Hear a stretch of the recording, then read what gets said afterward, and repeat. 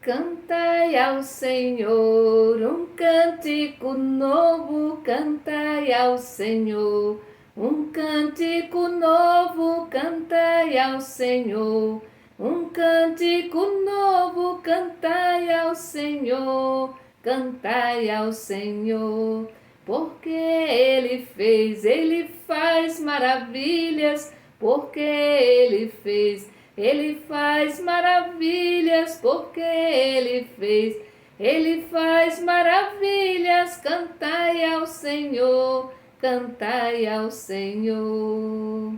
Nesse momento, nós somos convidadas a trazer presente os motivos que nós temos para cantar ao Senhor, para agradecer ao nosso Deus. E certamente nós temos muitos motivos.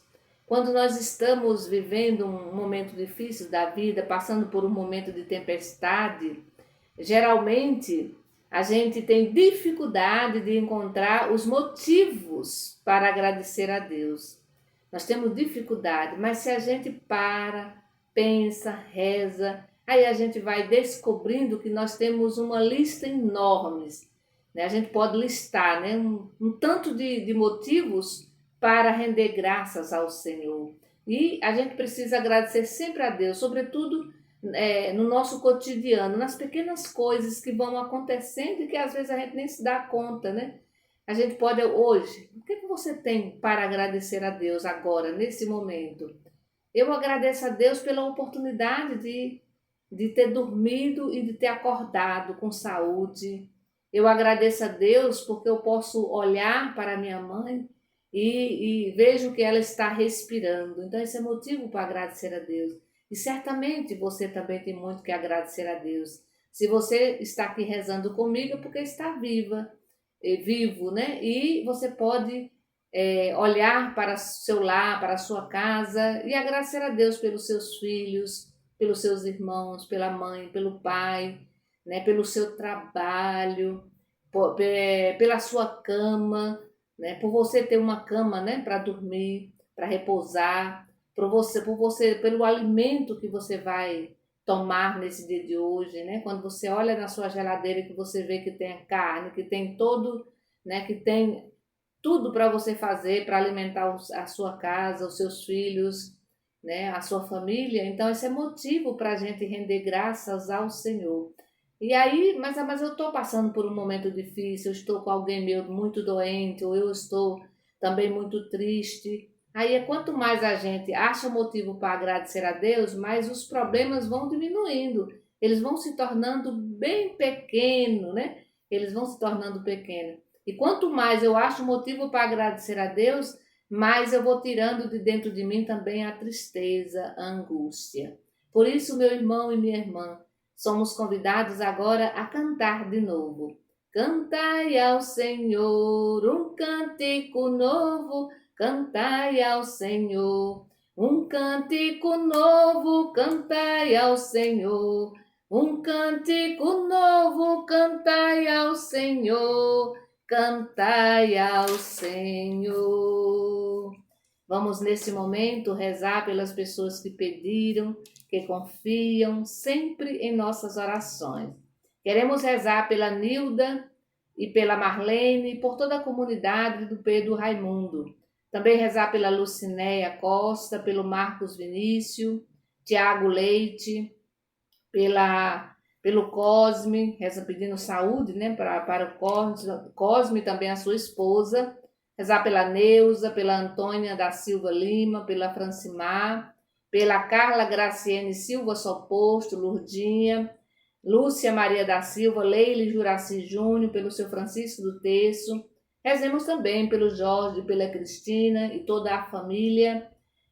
Vamos trazer presente a Rosiana Maria Andrade, também a Joana e a Lucivânia Martins, a Maria Isabel Dias, Solange Oliveira, Oresina Maria. Rezemos pela Maroli com toda a sua família, pela Milena Coelho e família, Neide Solange Gomes e família, Alex Mota Gil, Luiz Carlos Brito Santana, Tereza Bezerra e também pelo Ricelli Bezerra. Vamos trazer presente para a nossa oração todos os nossos familiares, as pessoas que se encontram desempregadas, as pessoas que perderam seus entes queridos, que nesse momento também sofrem, as pessoas que estão internadas nos hospitais, nas UTIs, muitas pessoas que foram, né? A gente sabe que muita gente, os médicos logo dizem que não tem mais jeito, mas a gente sabe que Deus está, né, no comando e que com certeza Deus vai curar muita gente. A gente só morre na hora certa, né? Se a gente tem uma missão aqui na Terra, podemos ir para a UTI, podemos ficar entubada, mas a gente retorna novamente porque a nossa missão ainda não terminou. Que o Senhor, nesse dia de hoje, que Ele nos conceda também a graça de ouvirmos a Sua palavra e depois colocá-la em prática. Em nome do Pai, do Filho e do Espírito Santo. Amém. O Evangelho da liturgia de hoje, o Evangelho de hoje é muito bonito. Está em Lucas capítulo 13, do versículo 10 ao 17. Ouvi, irmão, irmã, palavra do Santo Evangelho escrito por Lucas. Glória a vós, Senhor. Jesus estava ensinando numa sinagoga em dia de sábado. Havia aí uma mulher que fazia 18 anos. Estava com um espírito que a tornava doente. Era encurvada, incapaz de se endireitar.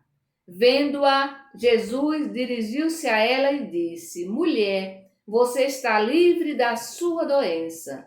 Jesus colocou as mãos sobre ela e imediatamente a mulher se endireitou e começou a louvar a Deus.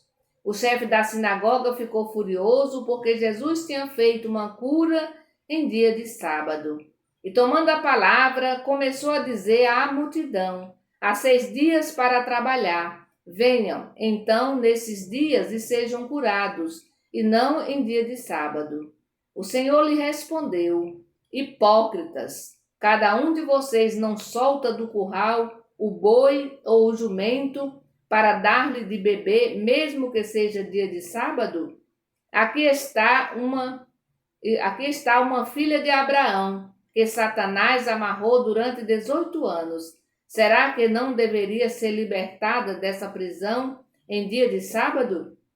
Essa resposta deixou confuso todos os inimigos de Jesus, e toda a multidão se alegrava com as maravilhas que Jesus fazia.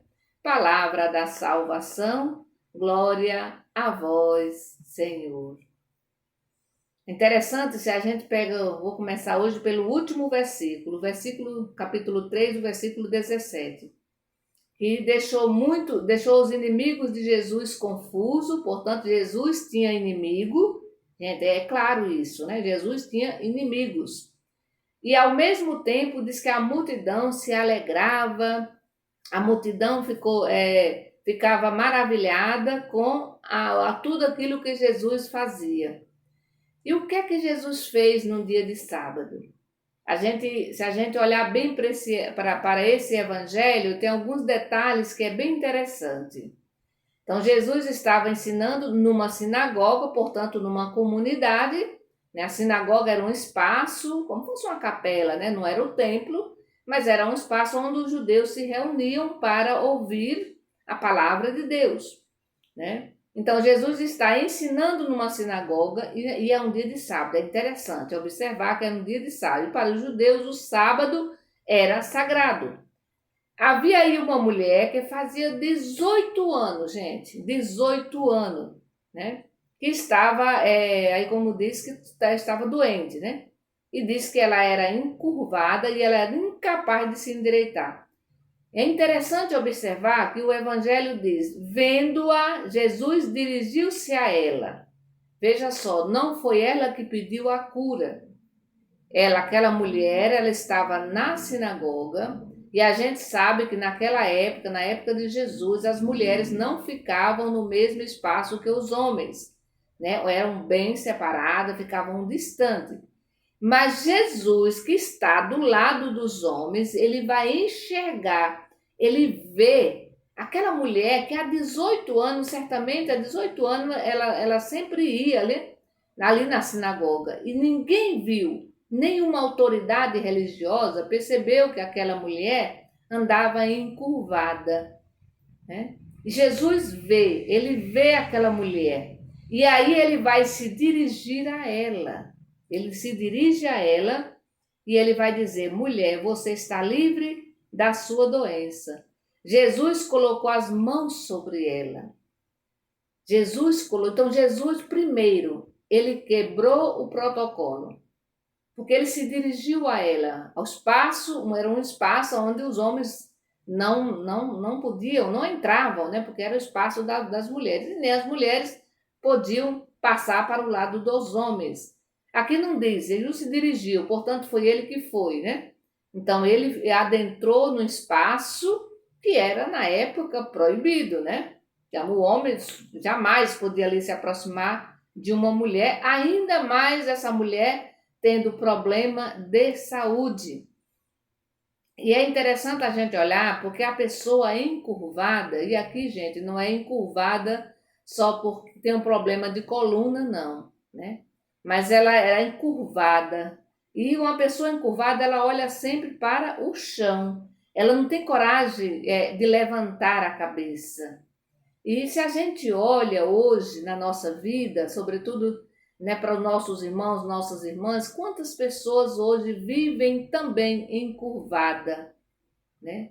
Quantas pessoas, sobretudo as mulheres, e aqui a gente está falando, né, o Evangelho fala de uma mulher, e quantas mulheres hoje também não vivem encurvada, olhando para o chão porque não tem coragem, ou porque alguém já disse para ela que ela não pode erguer a cabeça, né? E ali a gente sabe do preconceito, né? Às vezes pessoas que dizem, também às vezes até nós, a gente fala palavras que machuca, né? Que diminui a pessoa. E quantas pessoas hoje não andam encurvadas, né? Por não ter direitos, por não poder adentrar em certos espaços, né?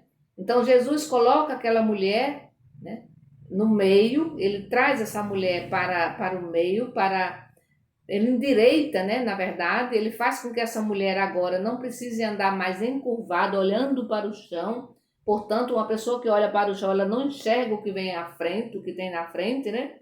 E ali, mas para mim me chama a atenção, 18 anos. Se ela estava ali naquele momento, certamente todos os sábados ela deveria sempre participar daquela sinagoga. E, no entanto, ninguém fez nada, ninguém ajudou aquela mulher, ninguém se aproximou daquela mulher. Jesus viu e ele teve compaixão. Ele vai ao encontro dela, ele devolve para essa mulher a dignidade, né? Ele devolve para essa mulher a autoestima. Ela não precisa mais andar encurvada. O Evangelho diz que ela se endireitou e logo ela começou a louvar a Deus, né? E ali, gente, é interessante observar que o chefe da sinagoga, portanto, uma autoridade religiosa, vai furioso. O texto diz que ele ficou furioso, né? Porque Jesus tinha feito uma cura em dia de sábado. E aí ele vai tomando a palavra, começou a dizer à multidão. Há 6 dias, portanto, ele vai trazer presente o chefe da sinagoga, conhecedor das escrituras, ele vai trazer lá toda a parte da criação, né? Há 6 dias Jesus fez, né? Deus fez o mundo, né? Deus fez o mundo, mas o 7º dia é um dia consagrado a Deus, né? Tomando a palavra dela. 6 dias para trabalhar. Venham então nesses dias e sejam curados, e não em dia de sábado. E aí a resposta de Jesus, quando ele se irritava mesmo, ele vai chamar aquele homem, aquelas autoridades de hipócritas. Aí ele vai dizer assim, ó, vocês dizem uma coisa, mas fazem, né? Mas não dão exemplo, porque você não vai soltar o seu jumento, o seu boi em dia de sábado, por que eu não posso curar uma filha de Abraão? E aí quando Jesus se refere à mulher como filha de Abraão, ou seja, ela é uma israelita, ela pertence ao povo de Deus, porque ela é filha de Abraão. Mas, no entanto, ela não é cuidada como uma filha de Abraão. Quer dizer, filha de Abraão é filha de Deus, é a mesma coisa, né? Ela é uma filha de Deus, mas ela não é cuidada. Por isso ela andava encurvada. E Jesus vem para libertar. E para libertar hoje, ainda hoje, né? Para libertar todas as pessoas que se encontram encurvadas, né? Todas as pessoas que se encontram excluídas da sociedade. E a gente sabe que muita gente anda, e sobretudo, muitas vezes até dentro da nossa própria família, às vezes até dentro da nossa comunidade, e que a gente reza junto, mas a gente não percebe que aquela pessoa está precisando de ajuda, que aquela pessoa está encurvada, está olhando para o chão, porque se encontra triste, porque a autoestima está baixa, ou porque tem algum problema, né, que deixa a pessoa assim. Quando a gente tem um problema sério, geralmente, uma das primeiras coisas que é atingida é a nossa coluna mesmo, né? Às vezes o problema ele não é físico, ele é um problema da alma, mas se a gente não cuida da nossa alma, do nosso espírito, é claro que aí as doenças podem aparecer também, e aparecem, a gente sabe disso, no nosso corpo. Então, meu irmão e minha irmã, o convite de hoje é olharmos um pouquinho para o nosso irmão, para a nossa irmã. Não basta a gente, aqui é um religioso, né, que vai questionar Jesus porque está curando em dia de sábado. Às vezes a gente leva a sério muitas tradições, as nossas tradições, né? Mas, no entanto, a gente não cuida daqueles e daquelas que precisam ser cuidadas por nós. A gente não se aproxima, a gente não toca, né? Jesus chama aquela mulher, ele coloca as mãos sobre aquela mulher, ele olha, ele primeiro ele vê aquela mulher. Então essa é a importância do enxergar, do olhar nos olhos e a importância do toque. O toque cura, a gente sabe disso. E quando a gente está com um problema sério, um abraço pode recuperar a nossa saúde, né? Pode recuperar a nossa autoestima. Um abraço, um aperto de mão, né? Basta um toque.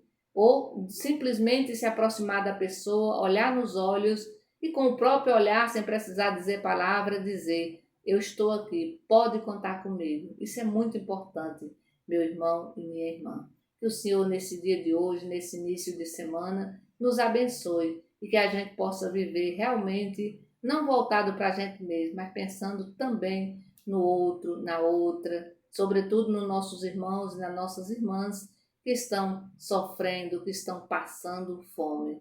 A gente sabe que hoje mesmo eu escutei alguém dizer que tem alguém, né, conhecido, uma família, que não tinha nada para comer, não tinha nada para botar, para dar para os filhos. E muito próximo de mim, tenho certeza que muito próximo de você, tem gente, tem criança passando fome. Que a gente tem essa capacidade de enxergar além do nosso umbigo, além do nosso espaço. Lembre-se que Jesus estava lá junto com os homens e enxergou a mulher longe. Então que a gente possa também enxergar o nosso irmão, a nossa irmã, que está muitas vezes próxima, mas também distante, e que a gente possa realmente fazer alguma coisa para tirar esse nosso irmão, essa nossa irmã, né? Tirar essa doença, né? Para que essa pessoa se endireite e comece a louvar e a agradecer a Deus. Que o Senhor nos abençoe. Em nome do Pai, do Filho e do Espírito Santo. Amém. Bendigamos ao Senhor e demos graças a Deus.